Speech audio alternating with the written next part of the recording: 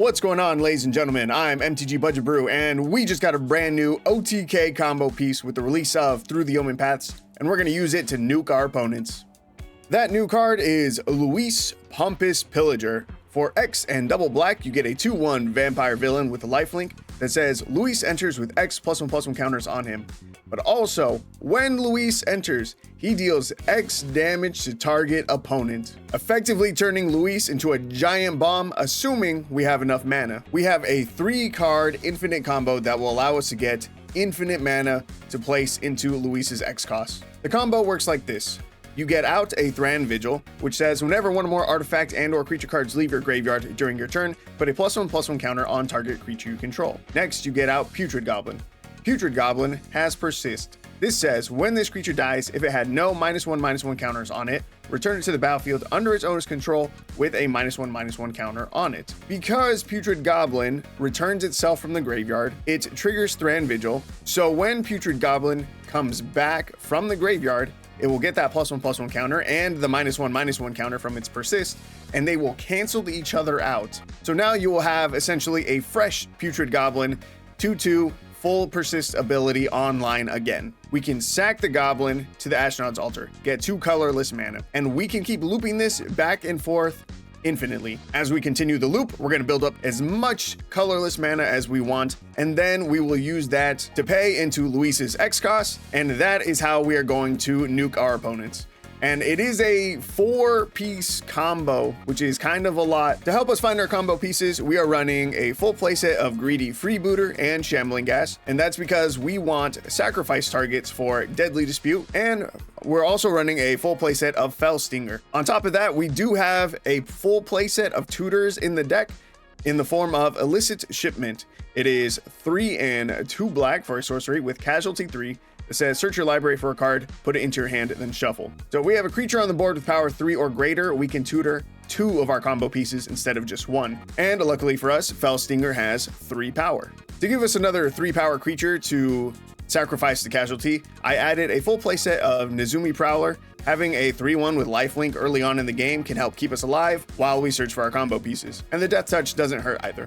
Finally, for our mana base, we're just running 24 Swamps. That's it. And you'll notice that I built this deck following my usual budget of a total of 4 rare/mythic cards only for the entirety of the deck. That's why we're running only 2 Ashnod's Altars and 2 Luis Pompous Pillager. If we hop over to my Untapped account, you can see I've only played 3 matches with the Luis OTK deck, but I managed to find the combo in all 3 games. So we're gonna hop into some matches and see if I can't continue getting more wins with our new Omen Path OTK. All right, here we are in game number 1. We only have 1 combo piece in hand so far, and we need a total of 4. And we have no additional draw in our hand, which is unfortunate. Don't need any more lands. I'm good on land. Yeah, I'm just gonna concede here. We're gonna lose this game. That's all right. Drawing into like 4 lands in a row, pretty bad. Pretty bad for most decks.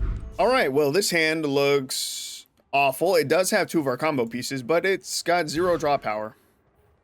This is not much better at all, but it does also have 2 combo pieces, and I don't want to go down to 5 cards.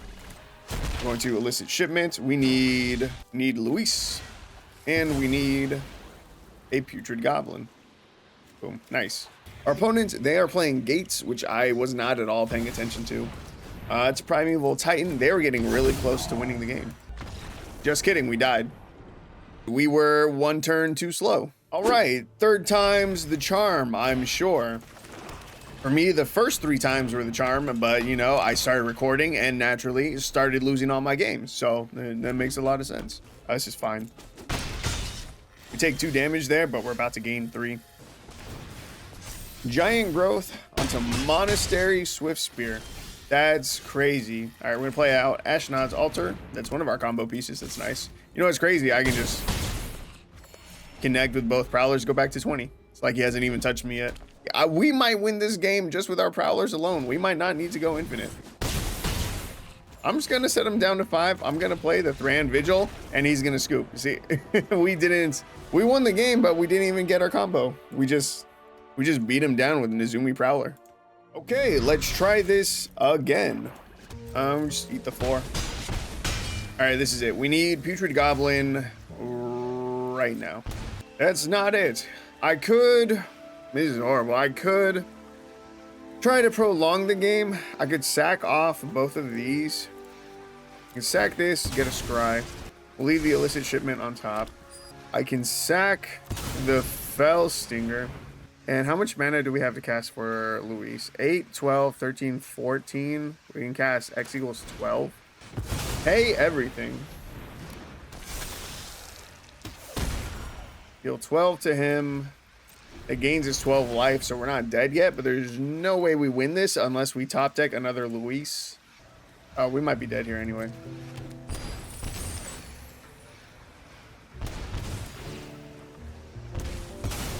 Yeah. So we're now 4-3 with the deck.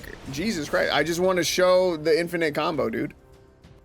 I should have recorded my first 3 games with live commentary. I'm just going to put up the footage, the clips I have of us going infinite with no commentary. No one's going to believe me that I won these first 3 games. Ristic study. Gross. Okay, this is what I was trying to talk about earlier. If we find Thran, Vigil, and Putrid Goblin early, what we can do is resolve, decline, draw whatever card you want. I don't care. We can Deadly Dispute, sack off our Goblin. This is going to be super annoying because of Ristic Study. Anyway, Goblin comes back. If we had drawn into another Deadly Dispute, we could have sacked it off again. But luckily, we have a Fell Stinger in hand, so we're going to play the Fell Stinger. And then we're going to sacrifice the Putrid Goblin to the Fell Stinger. We're going to draw 2, we'll lose 2. And then Putrid Goblin is going to come back again. All right, we have 3 out of our 4 combo pieces. We drew into Luis, which is pretty cool. That's what I'm talking about, ladies and gentlemen. There it is. That is our tutor. That's exactly what we're looking for. We're going to swing in and deal some damage. I'm going to elicit shipment. I'm going to cast it with casualty. I am going to sack the Fell Stinger, even though we only need 1 more combo piece. I'm going to grab the altar and then the other copy of Luis. That way, if we do go infinite, try to cast Luis. If they have a counter spell for it, we'll have the second one ready to go for the next turn. There's no way he destroyed that, dude. We find the Thran Vigil. Okay, in theory, we can win the game. Let's see if it works. We have all of our combo pieces. He's got a counter spell or something. I don't know. He's got something. He's got priority because he's got all these treasures. I don't know if he's got a way to interact with us, though. He has Get Lost, then we lose. And then I give up on showing you guys the combo. And I will just show you the combo. He keeps looking at his hand. I want him to either do something or just keep passing priority. You're telling me your go? Motherfucker, you are holding priority.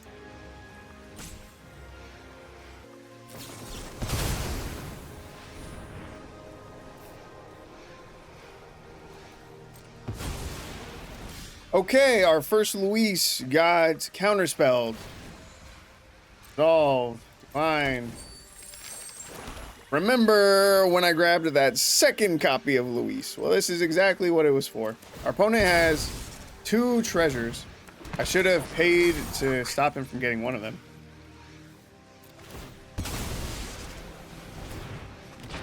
This motherfucker, I swear to God, I'm gonna rope this guy so long.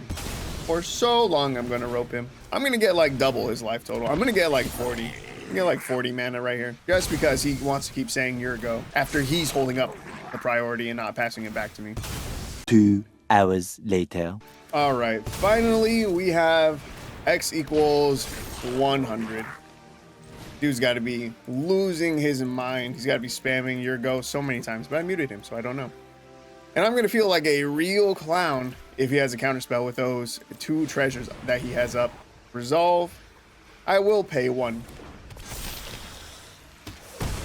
100 damage. Good. I'm glad he sat through that.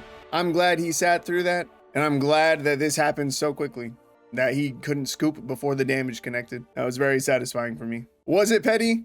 Absolutely. Anyway, that's how the combo can work. That's what it looks like when you get all of the pieces assembled and can nuke your opponent for X equals however much damage you can, get before the timer runs out. All right, well, as you can see, I am now 5-3 with the deck.